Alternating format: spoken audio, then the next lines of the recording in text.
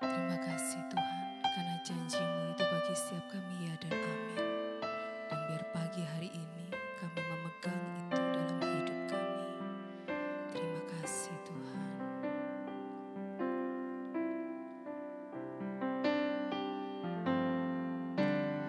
Engkau yang lebih tahu cara untuk membuka jalanku. Engkau yang lebih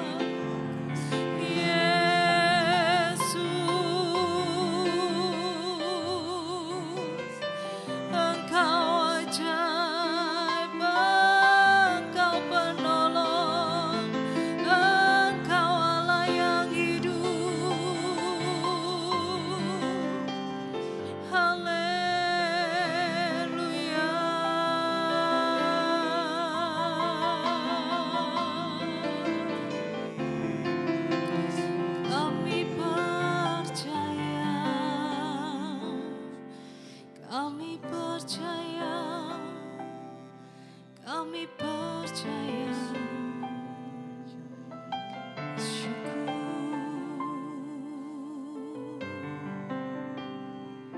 Ku percaya Kau Tuhan yang tak pernah gagal, menjadikanku lebih dari pemenang. Ku percaya Kau Tuhan yang tak pernah lalai, menepati janji-janji-Mu.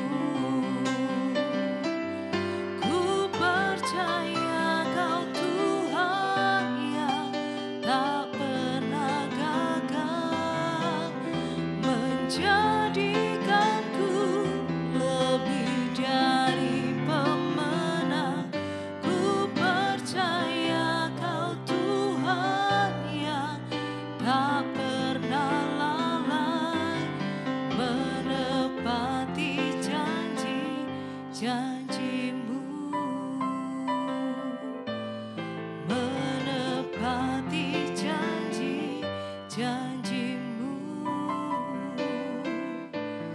Menepati janji-janji-Mu.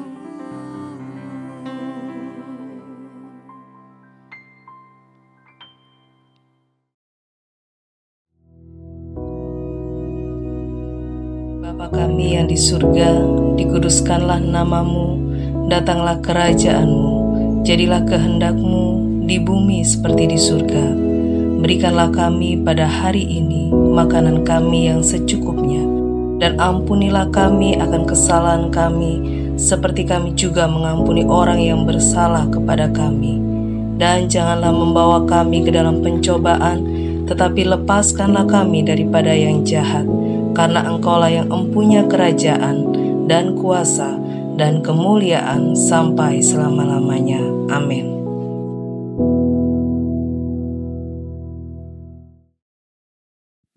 Haleluya, puji nama Tuhan, saudara sekalian. Mari pagi hari ini kita terus belajar bagaimana memahami suatu kehidupan yang dituntun oleh Roh Kudus. Karena memang kita seperti kita ini berada di suatu jalur yang memang harus dilalui, yaitu jalur kehidupan atau divine destiny atau rancangan Allah.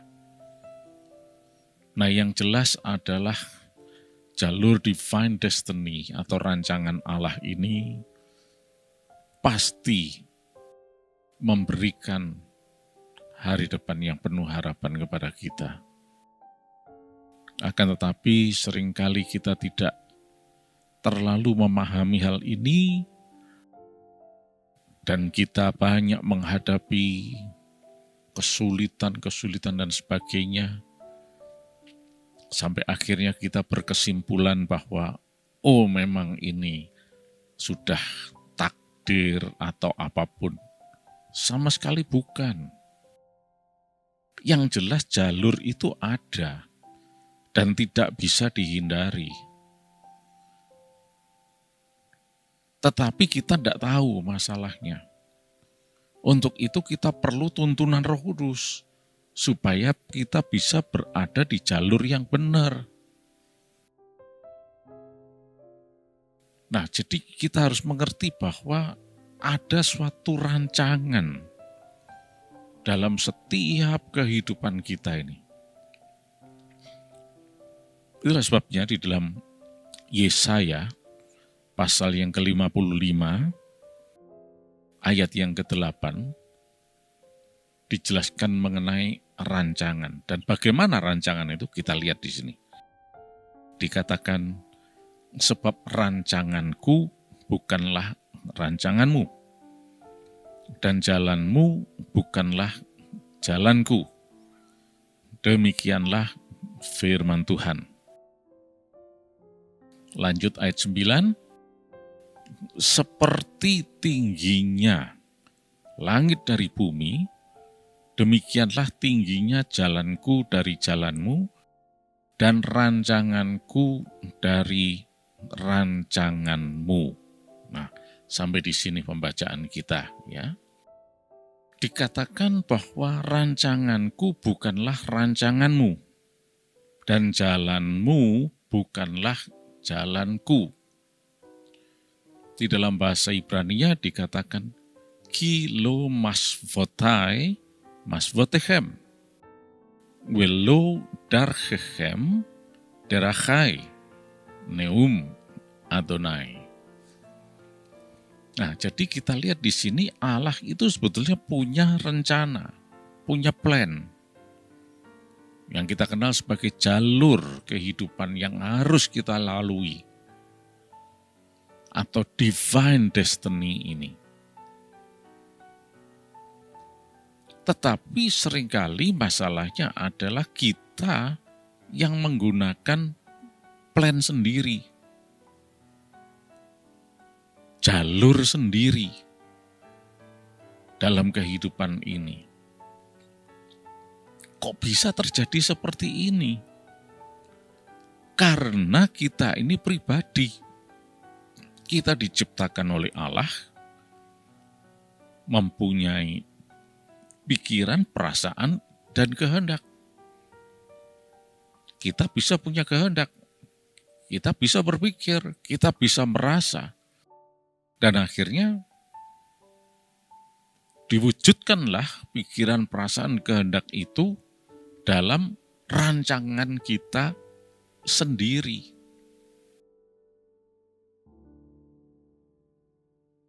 Dan akhirnya muncul dua rancangan.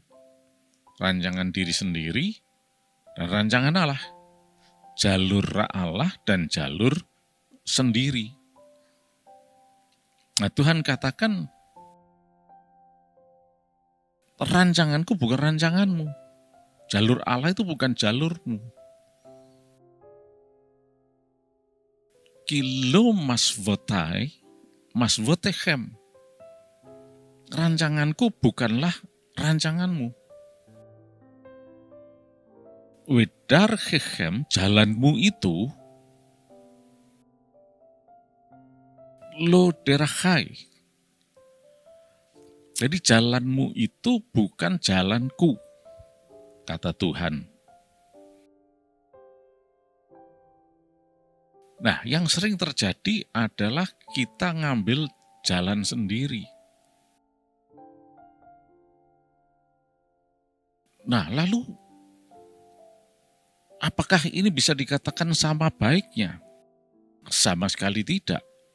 Karena jalur yang terbaik, rancangan yang terbaik, plan yang terbaik adalah divine destiny. Destiny dari Tuhan. Rancangan Tuhan itu yang terbaik, karena itu menuju hari depan yang penuh harapan. Nah, kita ini mencoba untuk menggunakan jalur sendiri, planning sendiri, akhirnya malapetaka yang terjadi. Itu sudah terbukti di dalam sejarah kehidupan manusia sejak dari awalnya. Ketika nenek moyang kita yang mula-mula Adam dan Hawa tidak mau mengikuti plan jalur Tuhan, tapi pakai jalurnya sendiri, ya malah petaka. Oleh karena itu kita tidak bisa menyalahkan Tuhan dalam hal ini. Dia adalah Allah yang baik. Manusia yang cenderung menggunakan pikirannya sendiri, rancangannya sendiri. Loh, tapi kelihatannya seolah-olah berhasil, seolah-olah. Semua yang bukan dari Tuhan, itu bukan sesuatu yang sebenarnya. Tapi kalau kita bilang keberhasilan, tapi dari Tuhan.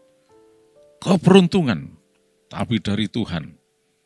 Kelimpahan, tapi dari Tuhan. Nah, itulah hari depan yang penuh harapan. Itulah yang Tuhan mau. Tapi ada banyak orang yang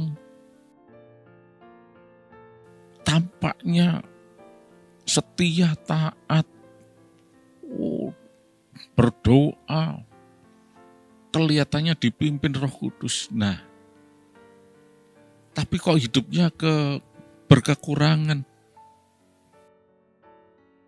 Coba lihat, kalau para pengusaha, pedagang, profesional, wah itu sukses, berduit, makmur, dan seterusnya. Tapi coba lihat hamba-hamba Tuhan, hidupnya pas-pasan, dan seterusnya. Nah, dalam hal ini, kita tidak bisa menghakimi karena kita sangat limited, terbatas. Tahukah kita, kalau hasil dari yang kelihatannya makmur itu dari hasil korupsi kah, penipuan dan sebagainya, kita kan tidak tahu. Cuma lihat, oh makmur. Sebaliknya, kok hamba Tuhan kekurangan, padahal kita kan dekat sama Tuhan, kan seharusnya berjalan di jalurnya Tuhan. Tapi kok hidupnya ya pas-pasan, bahkan kekurangan. Itu kan yang terlihatnya. Kita tidak tahu betul.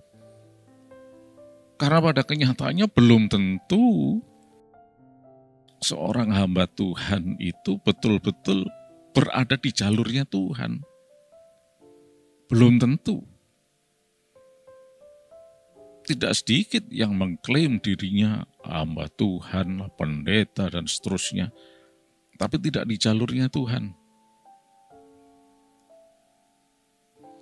Tetapi yang jelas adalah kalau kita berada di jalur Tuhan, pasti ada hari depan yang penuh harapan. Itulah sebabnya kalau kita lihat ayat 8 ini, kita harus melihat konteksnya dari ayat sebelumnya, yaitu ayat 7. Dikatakan, baiklah orang fasik meninggalkan jalannya, dan orang jahat meninggalkan rancangannya. Baiklah ia kembali kepada Tuhan, maka dia akan mengasihaninya, dan kepada Allah kita sebab ia memberi pengampunan dengan limpahnya. Nah, jadi rancangan yang jahat itu tidak sama dengan rancangan Allah. Inilah jalur sendiri. Nah, Tuhan ingin supaya kita meninggalkan rancangan itu, karena itu rancangan kefasikan, rancangan yang jahat. Sebabnya mari saat ini kita mau kembali di jalur yang benar, masuk ke jalurnya Tuhan, mau nurut kepada Tuhan. Nah, selanjutnya di dalam ayat yang ke-9 dikatakan, seperti tingginya langit dari bumi, demikianlah tingginya jalanku dari jalanmu, dan rancanganku dari rancanganmu. Nah, jadi jelas sekali Tuhan menunjukkan suatu perbedaan yang sangat menyolok sekali di sini. Bagaimana orang yang tidak berada di jalurnya Tuhan. Dengan kata lain, orang yang pakai jalurnya sendiri. Yang dalam ayat 7 dikatakan, itu adalah rancangan kefasikan. Rancangannya orang fasik, orang jahat. Karena tidak berada di jalur itu. Dan dalam ayat 9 dikatakan, itu perbedaannya sangat menyolok. Nggak ada kata mirip-mirip. Oh, kita pakai pikiran sendiri, rancangan sendiri, mirip kok dengan Allah, nggak ada. Dikatakan seperti tingginya langit dari bumi, demikianlah tingginya jalanku dan rancanganku, ya, dari jalanmu dan rancanganmu. Jadi jelas di sini. Pilihannya cuma satu. Sesuai dengan apa yang Tuhan mau, tetap berjalan di jalurnya Tuhan. Bagaimana itu bisa terjadi? Ada Roh Kudus yang memimpin kita. Roh Kudus yang terus mengendalikan hidup kita, dan marilah kita selalu mau dipimpin oleh Roh Kudus. Dikendalikan oleh Roh Kudus. Sebab kalau tidak, kita akan melihat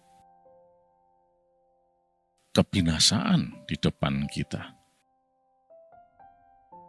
Sebagaimana dikatakan dalam Amsal pasal yang ke-16 ayat yang ke-25 yang mengatakan ada jalan yang disangka orang lurus tapi ujungnya menuju maut. Nah, ini jalurnya sendiri.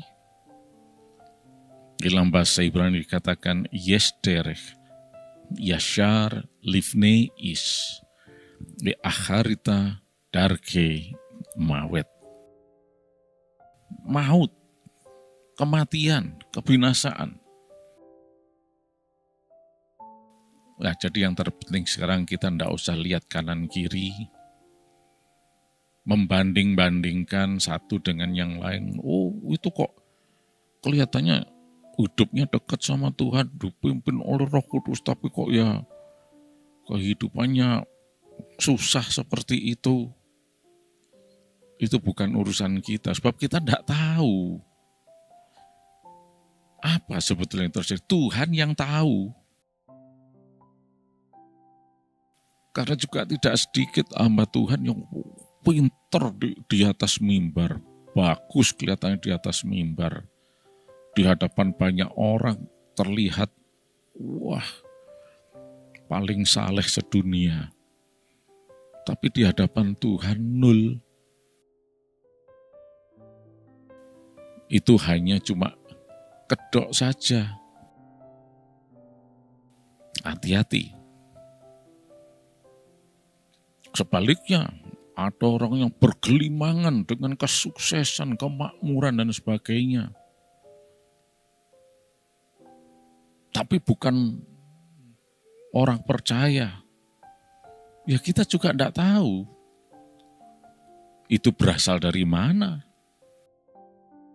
Kalau kita cuma berbicara atau melihat mengenai kemakmuran dan berkelimangan dengan harta dan sebagainya. Tidak sedikit penjahat-penjahat yang berkelimangan harta. Ini bukan standar kita.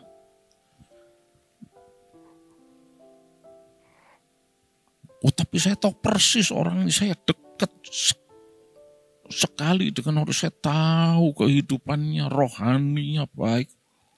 Tapi kok ya seperti itu, memang ya sudah takdirnya dia pas-pasan hidupnya. Bukan. Rancangan Allah selalu adalah keberhasilan dan keberuntungan.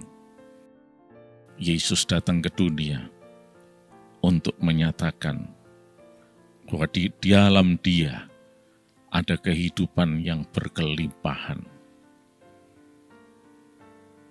Yesus itu dikatakan, di dalam bahasa Indonesia dikatakan, Ego ilton zoin echosin keperison echosin. Aku datang supaya mereka mempunyai hidup dan mempunyai dalam segala kelimpahan. Seperti yang catat dalam Yohanes 10 ayat yang ke-10 itu. Oleh karena itu hati-hati. Bisa jadi dia hanya baru start untuk terus meningkat. Oleh karena itu tidak usah khawatir, tidak usah membandingkan, tidak usah lihat kanan kiri.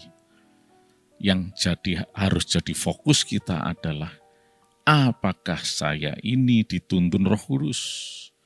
Inilah fullness of the Spirit tersebut. Inilah penuh dengan Roh Kudus tersebut.